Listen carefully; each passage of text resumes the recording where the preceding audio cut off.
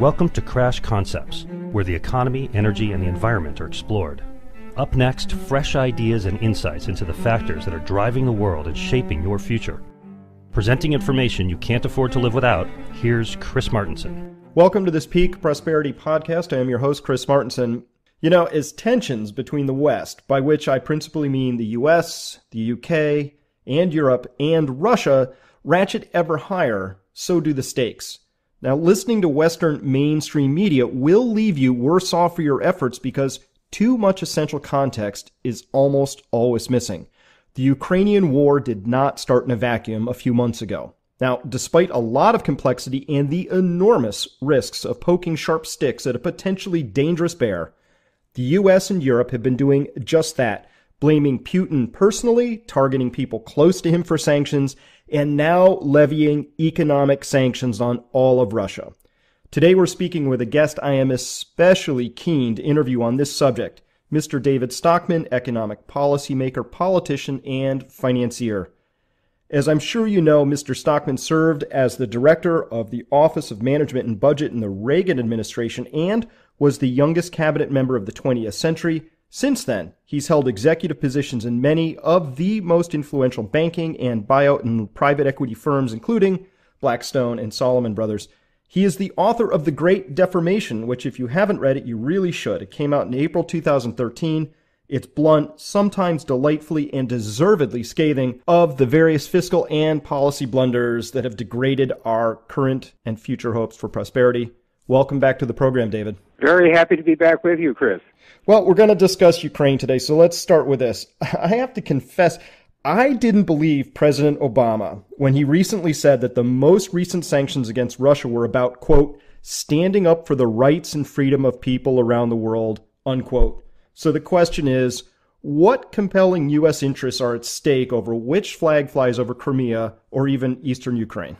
Well, I would say none at all, but I think as we look at this, you need to have wider context. And I would like to suggest that I believe if you look at all the, the entire radar screen of things developing both domestically and international, that we are indeed plunging into a perfect storm of policy failure. The American Imperium is collapsing. There's blowback everywhere. The wreckage of prior policy mistakes of our interventionist foreign policy is coming home to roost, and the Ukraine is one area of ground zero for that. But secondly, monetary central planning is now coming to a dead end. It has inflated the third financial bubble of this century, and the Fed is now clueless as to how it manages to unwind this massive balance sheet expansion that's been undertaken.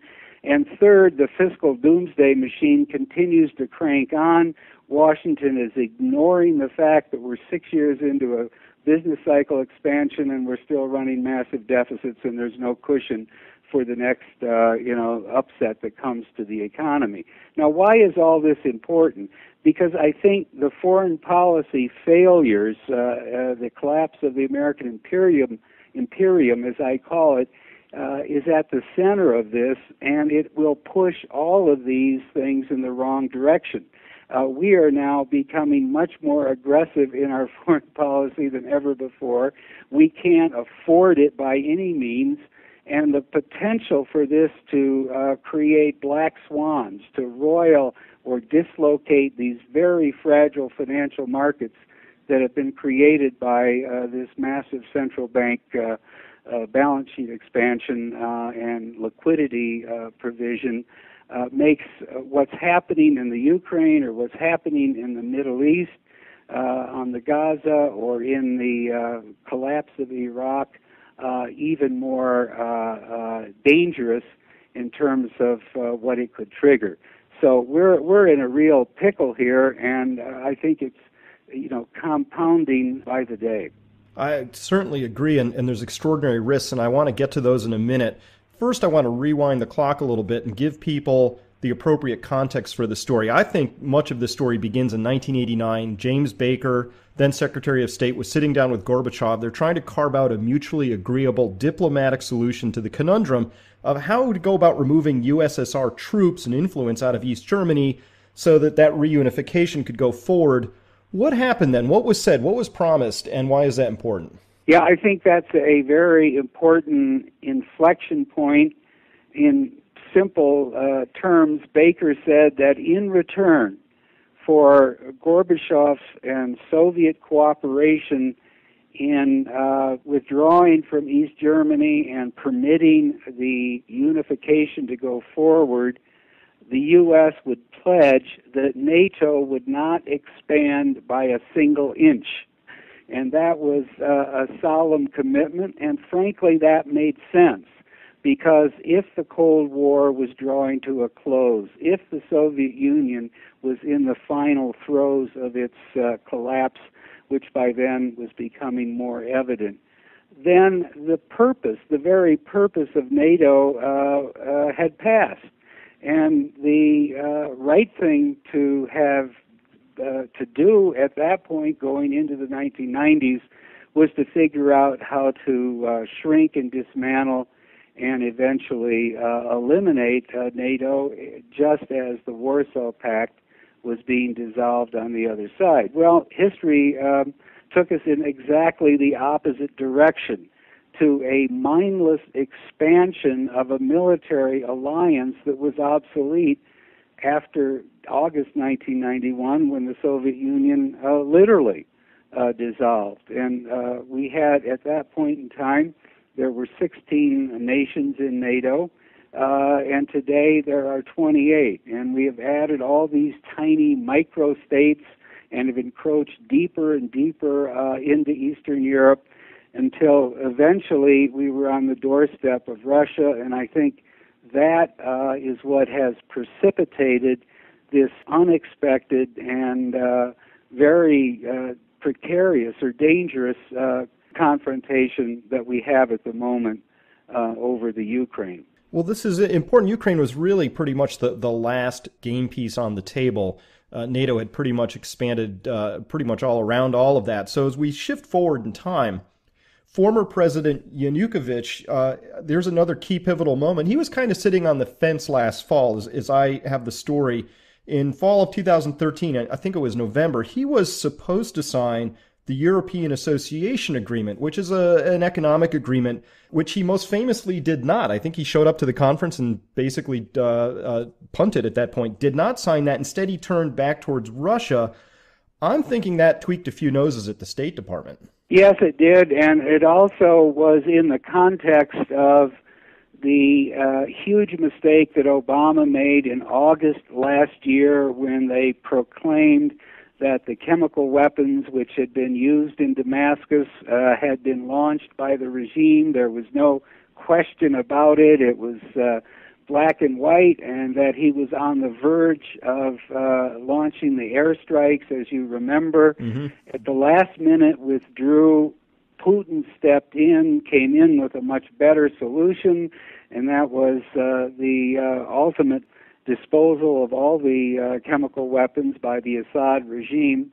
And I think that really stirred the neocons and what you might call the expansionist foreign policy network in Washington into action. And you can look at the news over the period after Obama was forced to retreat, and it was a good thing that he did. It would have been, a total mistake to start lobbing bombs into Syria, a situation that's totally combustible and unstable and really none of our business.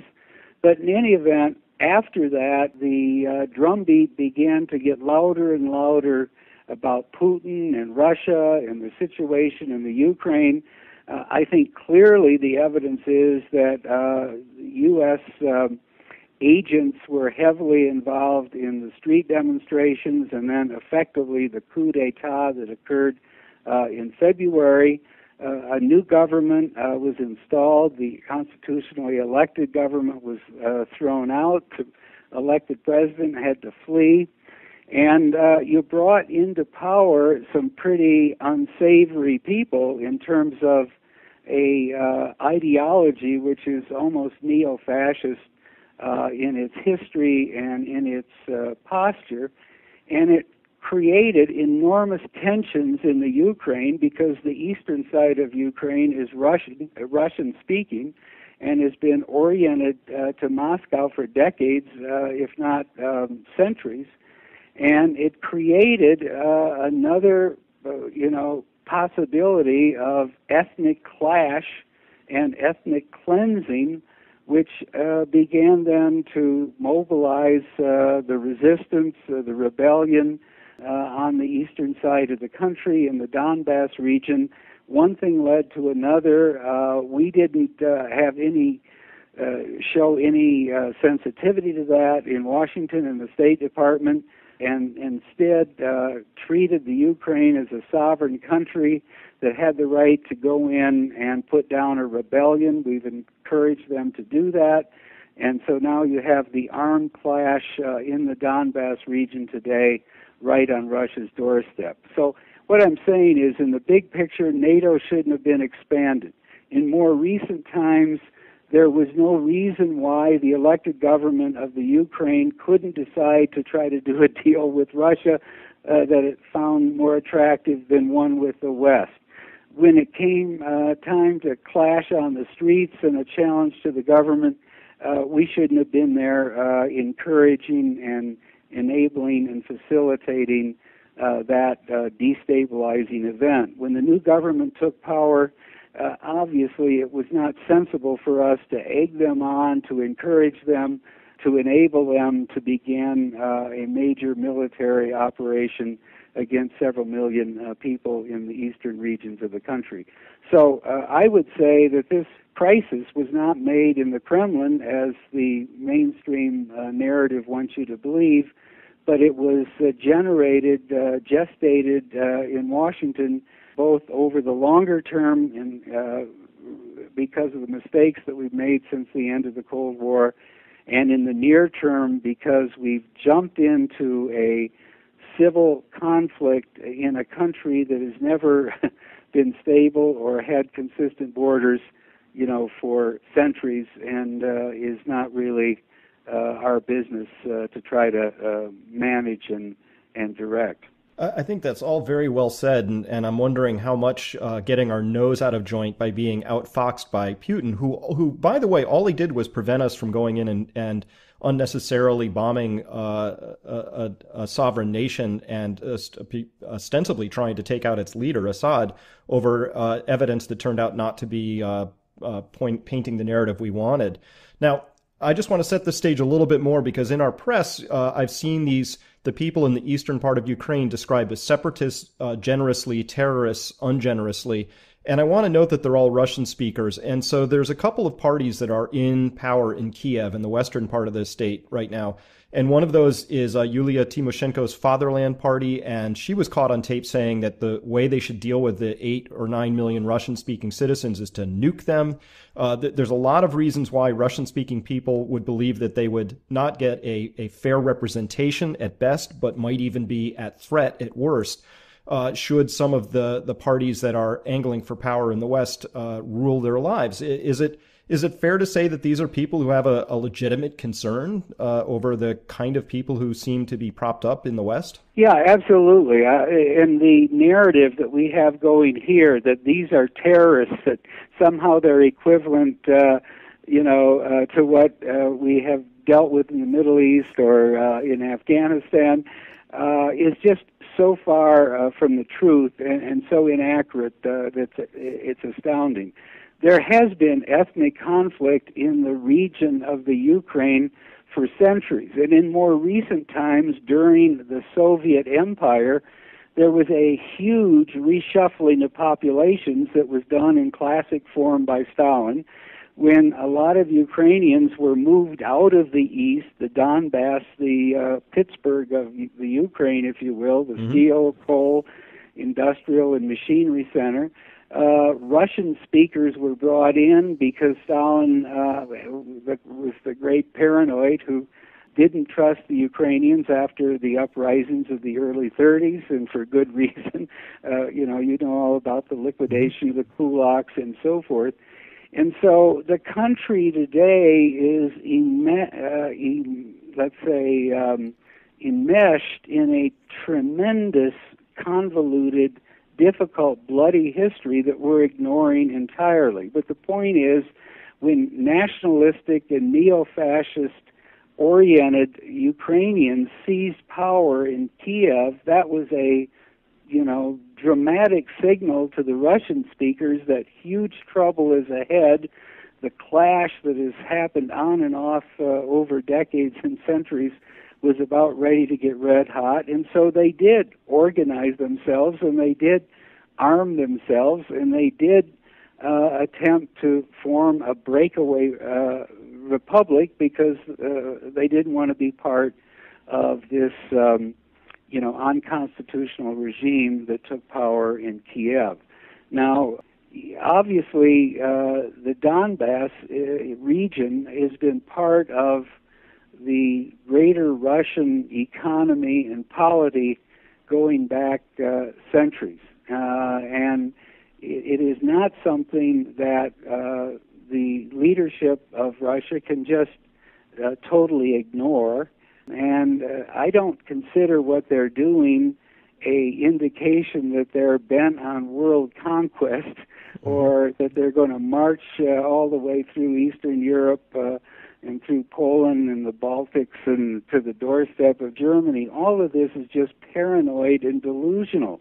They're concerned about the industrial region on their border that is historically an integral part of their economy and that's populated with Russian speakers with whom they have, a great affinity.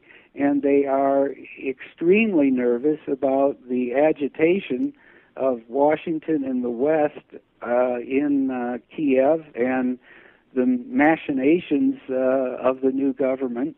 And, it's all pretty understandable and plausible if you just sort out the facts and look at a little history, which, today the Obama administration and the leadership of the Western European countries just can't seem to do. Oh, David, it's such a breath of fresh air to be talking with you about this because this is all information. It's all facts. There's some context here that's really important. And this brings us more or less to the present moment. So we had this tragic situation with Flight 17 being shot down. The initial knee-jerk reactions of John Kerry, Obama, Hillary Clinton, others in the State Department, our UN representative, and others were that Flight 17, that incident, was all Putin's fault, which was swiftly followed by a complete lack of evidence that has not yet been made available. So here's the question. Am I wrong in assuming that if the United States had the sort of evidence that supported the current narrative, we would have released it by now? Yes, absolutely. And if we haven't, it's totally, implausible that we wouldn't release it. So I think the only fair judgment is that we have no clear case.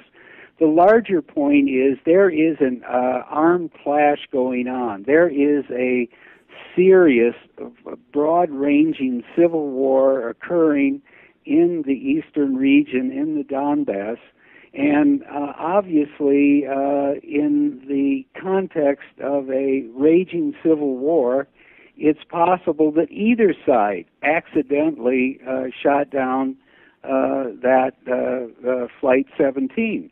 But the point that I think we need to remember is the civil war is unnecessary. The civil war was provoked by Kiev in terms of the anti-Russian policies that it announced when the new government was formed, by some of the events, occurrences that have happened since then, where Russian populations have been under military assault. And the point is, the Civil War could stop today if the White House would simply tell the government in Kiev, stop, or the aid is going to stop flowing. The government of the Ukraine is bankrupt. They have been promised $35 billion in aid from first the IMF 17, then a bunch more from the EU, and then there's some from the United States on top of that. Without that massive umbilical cord of financial aid from the West, the government couldn't pay its bills tomorrow. And so therefore, they are undertaking this broad-ranging military operation and prosecuting this civil war only because of the aid that's coming in and only due to the acquiescence of Washington and the West. So the point regarding this tragedy of Flight 17 is the Civil War could have been stopped before it started. It is unnecessary that it be prolonged, that if we had any common sense, we would tell them to stop, to have a ceasefire, and to organize a conference to figure out with Russia and the warring parties how either a federation can be formed that both sides can live with, or how the country can be partitioned into more viable entities. Now, the idea that you're going to partition a country or separate the eastern region or the Donbass from the rest of the Ukraine shouldn't be so shocking if we would just look around and remember what happened elsewhere in Eastern Europe. Czechoslovakia was created in 1919 at the Versailles Conference. It was a mistake. It wasn't viable. It went through, 80 years of various convolutions, but they ended up parting, and now you have the Czech Republic and you have Slovakia. Yugoslavia has been divided now into 7 separate smaller states because obviously the Catholics and the Muslims and the Serbs and the Albanians and all the rest of them couldn't live together. So there is nothing wrong with having a partition and a separation of these regions within the Ukraine, which could be done through some kind of negotiated process. Why we continue to encourage, enable, and try to enable a military solution to what is a long-standing historic, ethnic, and regional schism is really very hard to fathom. It is very hard to fathom. I'm not clear really what the game is, but here we are. And I'm looking at covers that say things like Putin's missile. Economist has Putin on the cover with a web of lies is their main title. Newsweek's got a very, very dire-looking picture of him with mushroom clouds in the reflection of sunglasses with the words "the pariah." All of this really seems to be boxing Putin, particularly Russian generally, and into a corner. So here we are. Russia's heavily marginalized. Does this escalate further, or does it begin to de-escalate from here? Well, you would hope it's going to de-escalate, but I'm amazed that it's gone this far, that Putin has been demonized to the degree that he has, that the very complex situation has been turned into this silly black and white caricature that almost reminds you of the yellow journalism, the Hearst newspapers of 1998 or 1898. I mean, in the the prosecution of the Spanish-American War. Just think about this: Putin has been in office or power since 1999, 15 years. Dial back even 3 or 4 years ago. No one was characterizing him as some kind of power-hungry mini Hitler bent on conquest and expansion, and that has to be stopped at peril to the West. There wasn't that hue and cry. There wasn't that caricature. Yes, there was differences along the way, and there were certain flashpoints like the Georgia conflict in 2008.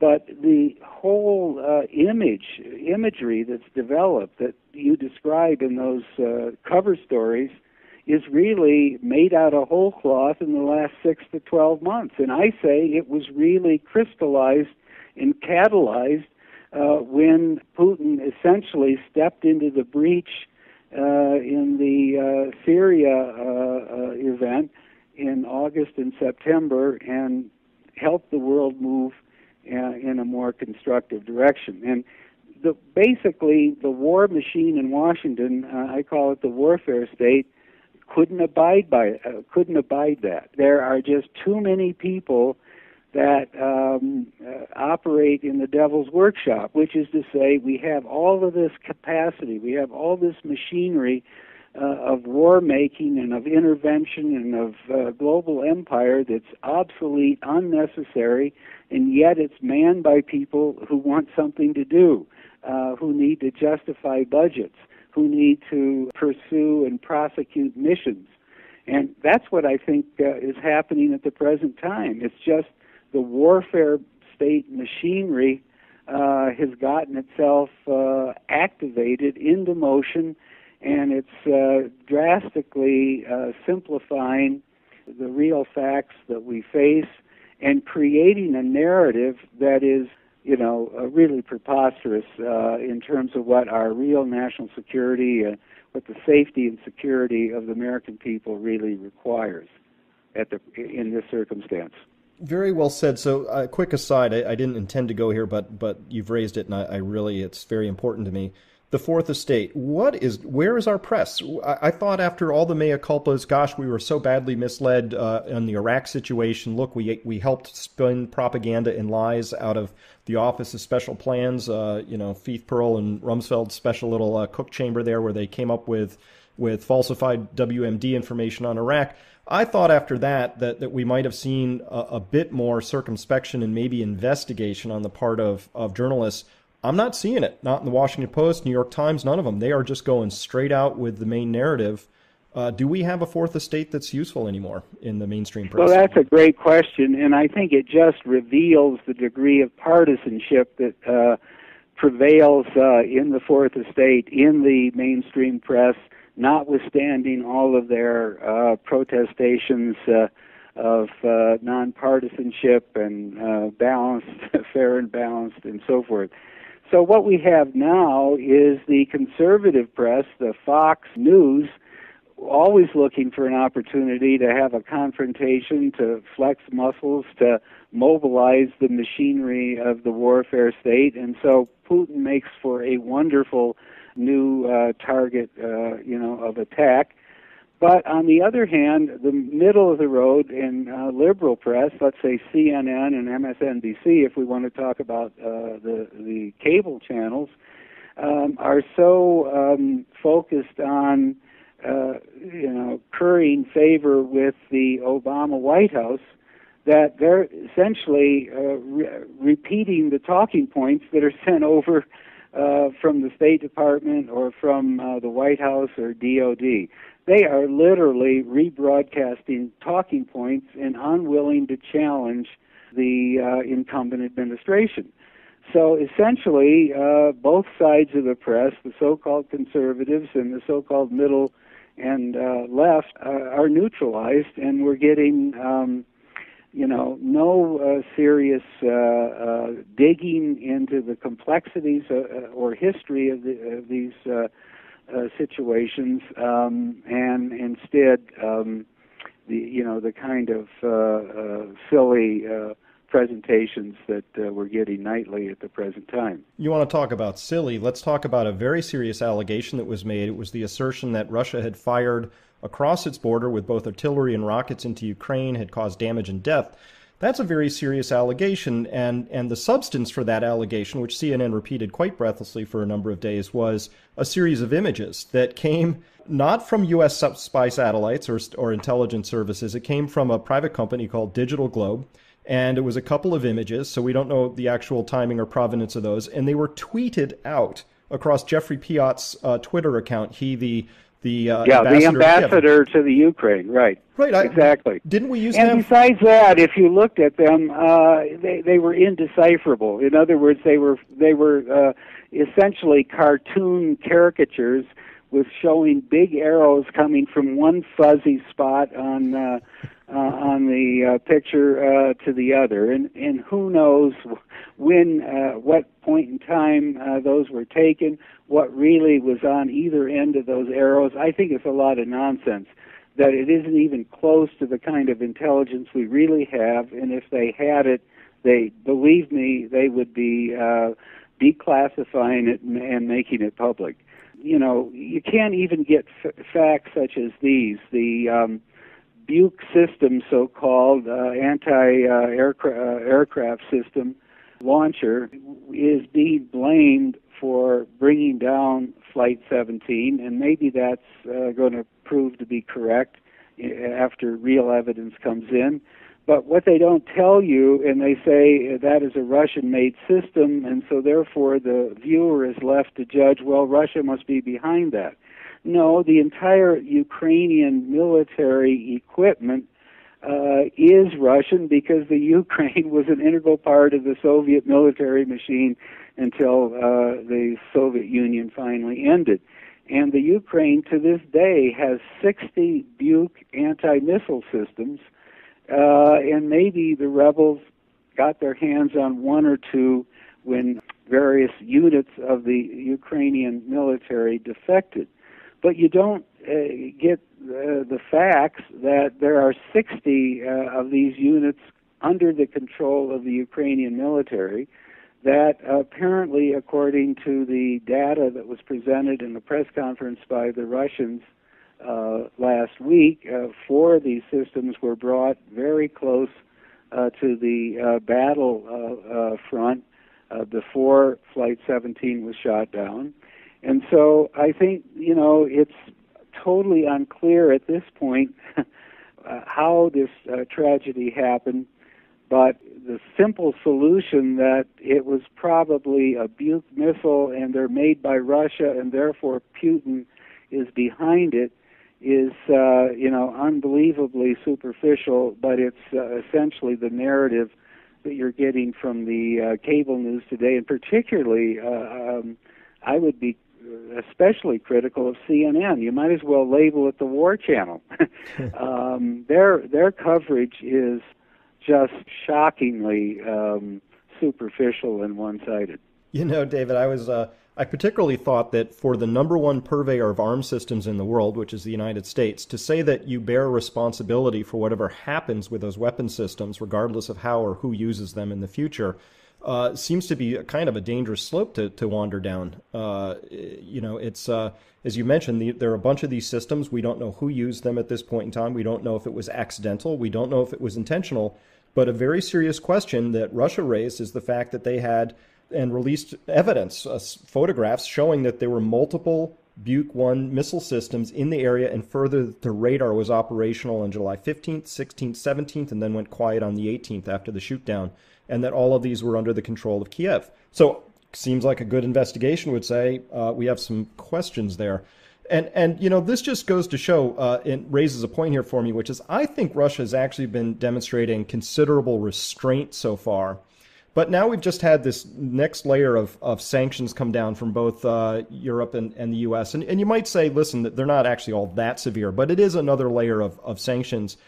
I would like to get your point of view on, let's talk about what Russia's response might finally be when they do have one, and what the consequences of those responses could be. Well, first of all, the sanctions are really stupid, number one, and a joke, number two.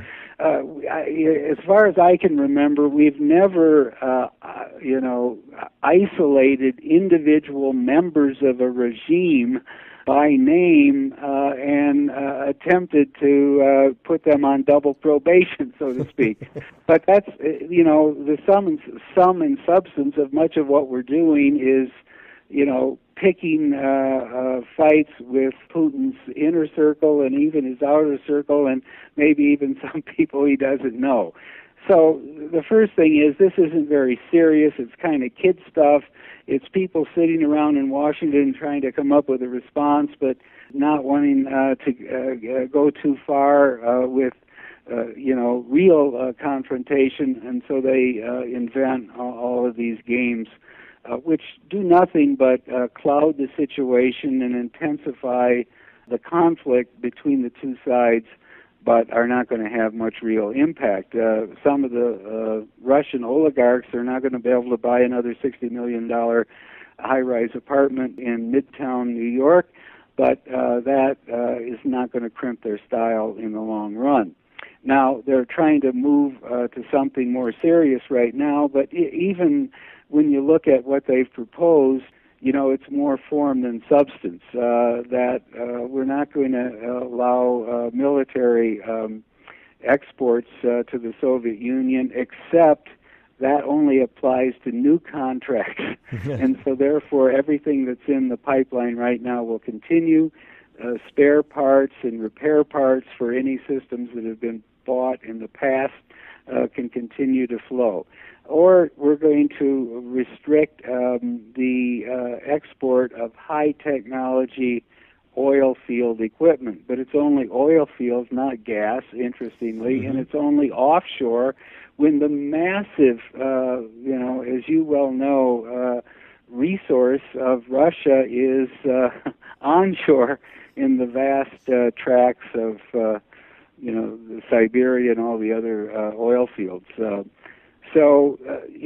is just the machinery run rampant, looking for ways to prosecute a case that's wrong-headed from the beginning, but it's going to trigger reactions. It already is from the Russians, and understandably so. So they're going to apparently restrict chicken imports from the United States, and we'll have the chicken wars going again.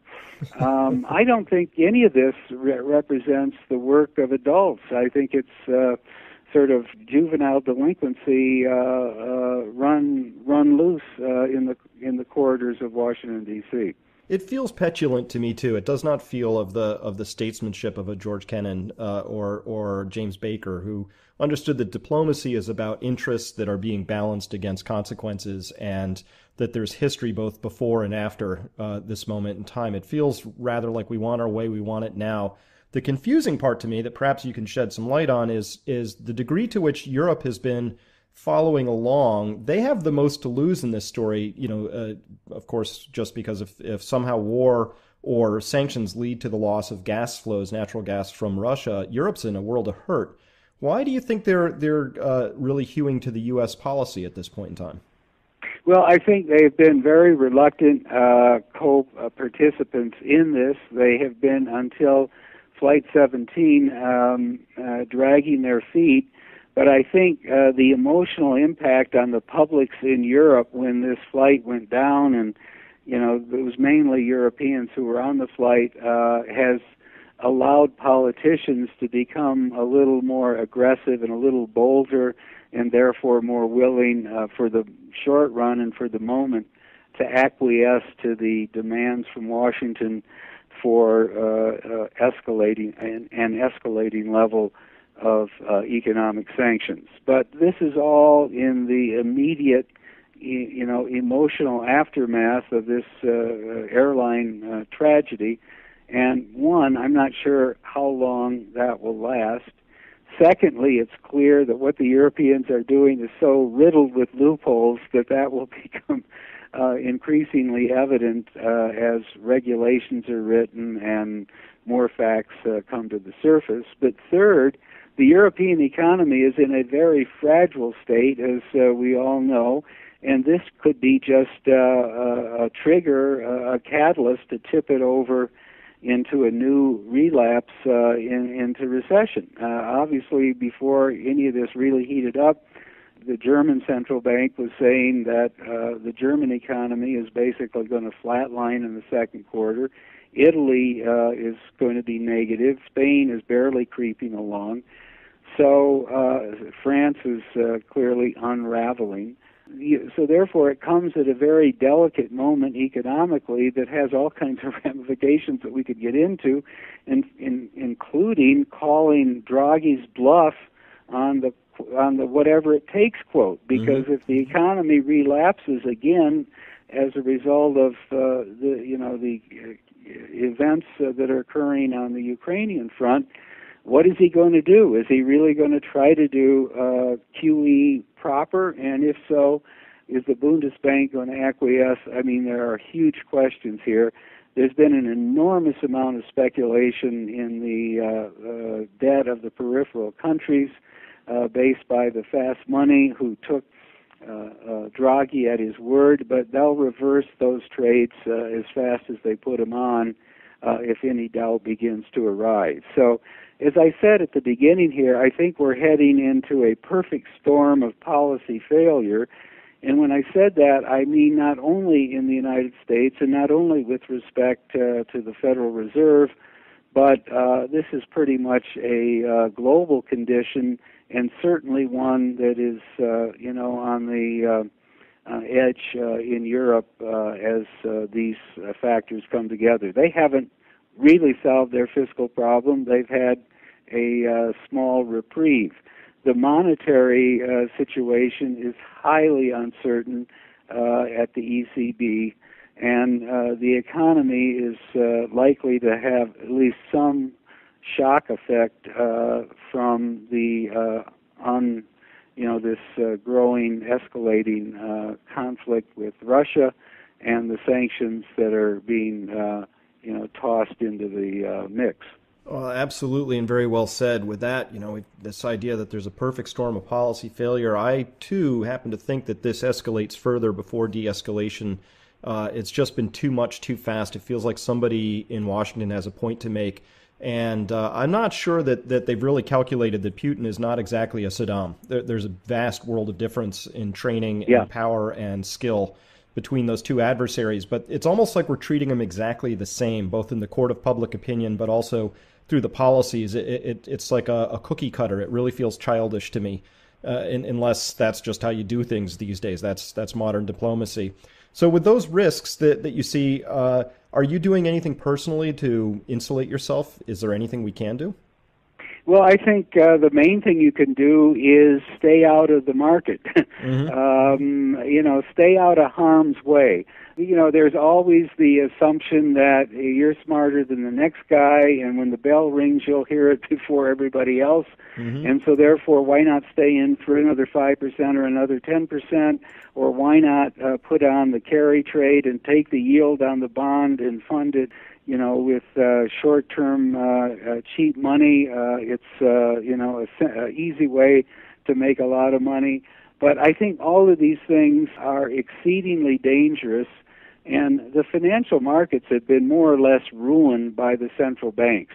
Not only have they inflated a massive bubble now for the third time, and we can talk about all the indicators that measure the excesses and overvaluation, but I think what people forget is that the bubble finance of the central bank not only allows asset inflation to run to incredible heights, but in the process it destroys the stabilization mechanisms of the financial markets. Financial markets work, real honest financial markets work when there is two-sided trade, when there is a short interest that is positioned so that when breaks occur or corrections happen, the short interest comes in, covers its bets, harvests its profit, and creates a braking action, a ballast in the market. But after 6 years of QE and ZIRP and all the rest of it, and a massive balance sheet expansion from $800 billion on the eve of Lehman to $4.4 trillion today, essentially all the short interest has been blown out of the market. It isn't there. And so therefore this market is far more fragile in its internals than it would appear from day-to-day observation. And if the break ever comes, the black swan hits from wherever, and the market takes more than a superficial dip that the fast money keeps buying, but takes a significant break, then I think the real damage that's been done by the central banks will become quickly apparent when there are no bids on the way down, when there are no short players to cover their bets because they've all been driven out of the market. So there's a lot of evils that have come from what I call monetary central planning, but I think one of the greatest is that it's destroyed two-way trade and it's destroyed the natural ballast breaking and stabilization mechanisms that exist in honest markets. Absolutely, and if it hasn't destroyed, it's certainly heavily distorted the pricing of risk. Right. You mentioned what are your favorite indicators. Mine is I just look at what are junk bonds being priced at, and what's the issuance level, and what are the covenant light loans that are going out the door. And by those measures, we're just off the charts. We've never been in more dangerous territory ever. Yes, I mean, if you look at any of those measures, what percentage of the new high-yield credit is covenant light compared to 207, it's much higher today. The rate of CLO creation, which is, just another way of forming, speculation vehicles in the levered loan market, the run rate of CLO issuance is even much higher than it was at the bubble peak in 2007. You can look at any number, a whole litany of these kinds of indicators, and you'll see that we've reached and exceeded in almost every case the peak levels that occurred just before the break 2008. Even today, I noticed in the last week or so that margin debt has begun to rise again. It's back near its May peak, and as a relative scale to GDP, it's at the highest level it's ever been, higher than 2007, 2008, even higher than 2000. So we have plenty of indicators that the markets are fragile, that they're coiled up and could easily break, but somehow we're assured by Janet Yellen that markets are normally valued in most cases, which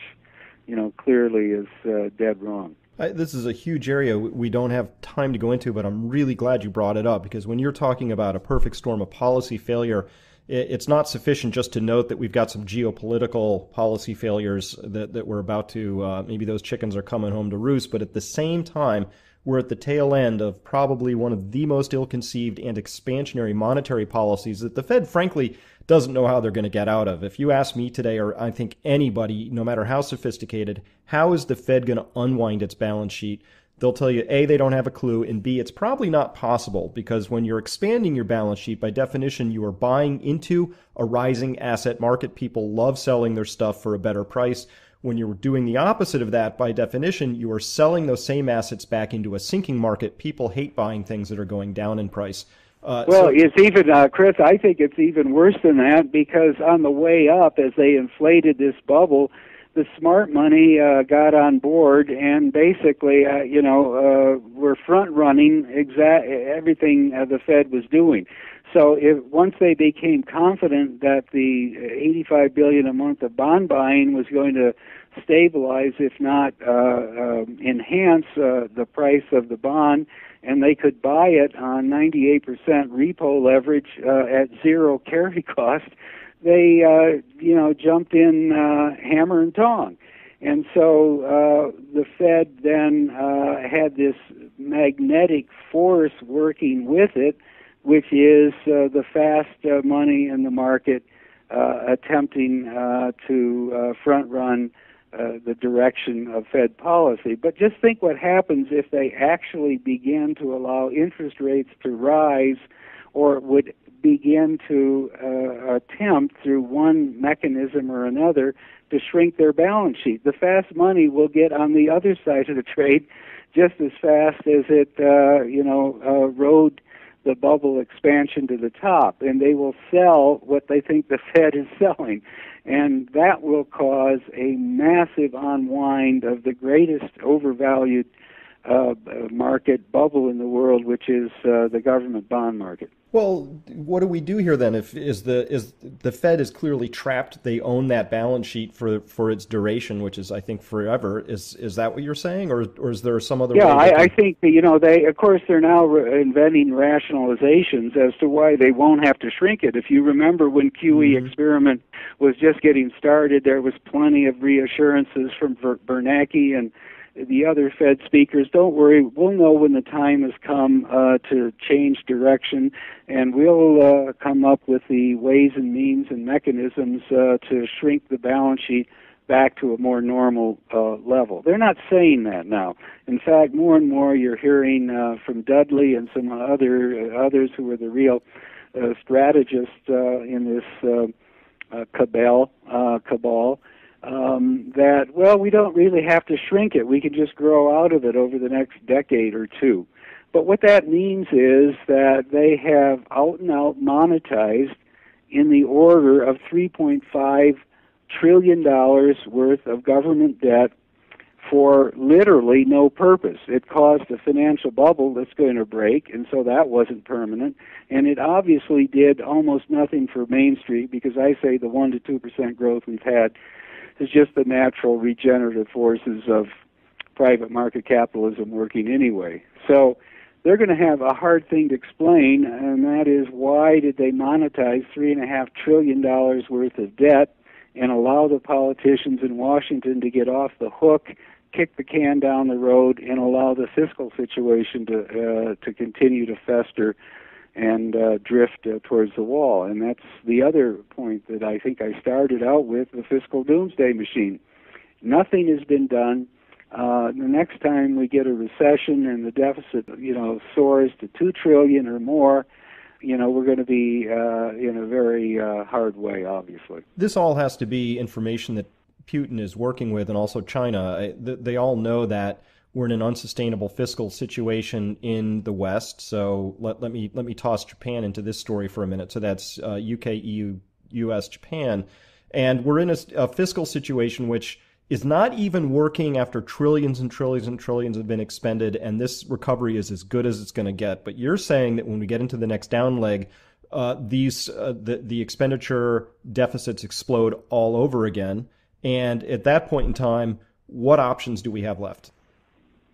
Well, I think there'll be few and far between, in a word. So we're delaying the day of reckoning, which means the day of reckoning, when it comes, is going to be even more painful and traumatic, disruptive, and dangerous. I think when you reach that point, it's going to be hard to keep monetizing the government debt, because you will reach a point where there's a loss of confidence in the central banks. And the only reason they've gotten away with this is that the trauma happened quickly in late 2008. They went to a radical expansionary policy which stabilized and then re-inflated the financial markets. That led at least Wall Street in Washington to conclude that the crisis had passed. And, the central banks were the heroes. When this bubble collapses, they're going to be the bums. They're going to be the villains. And once that happens, I think it's going to be very hard for them to pull the same, monetary trick the second time around. So there's really, when you say a perfect storm of policy failure, there's what you're talking about are some very, very large trends that have been in play for a long time. I mean, obviously we've made mistakes from 2008 onwards, but to get to 2008 required a whole bunch of mistakes in the 90s. And early 2000s. So do you think this is coming to roost this calendar year, 2014, next year? When do you see this sort of really unfolding? I think it's in the next 2 to 3 years. In other words, in the run-up to the 2016 election. It's going to become more and more evident that we have a non-functional government in Washington, that we're in deep trouble in our foreign policy as these hotspots escalate, that the Fed, I think, is going to become more openly divided and in overt conflict than ever before. And again, that will be a new input into the financial market, Wall Street environment. As long as the parents weren't fighting in public, the kids were happy to believe. But once they start fighting in public, which I think is going to happen as they reach the point of raising interest rates, and then by how much, confidence is going to be undermined on that front as well. Wow, you've given us a lot to think about, and I do want to direct people to your website because you have excellent articles there. I read some fantastic ones recently that you posted that you wrote and others that you're collecting, so it's a really great place to go. How do people get there? It's just David Stockman's Contra Corner. Once you get to the site, you can Google it easily. I have a option for a email subscription, and then once a day, everything we've published we send out in a simple listed form, and it's a very good way to keep up with what we're posting. Fantastic. Well, I advise people to do that because you have some really, really good articles there that have helped me understand where we are and what's going on. And, of course, context is everything. Information is the new money. And right. I really do hope that people take advantage and follow you and other excellent sources that are out there because guess what? The mainstream media is really dropped the ball once again on us all. So, David, thank you so much for your time today. Very happy to join you for the conversation. All right. Thank you.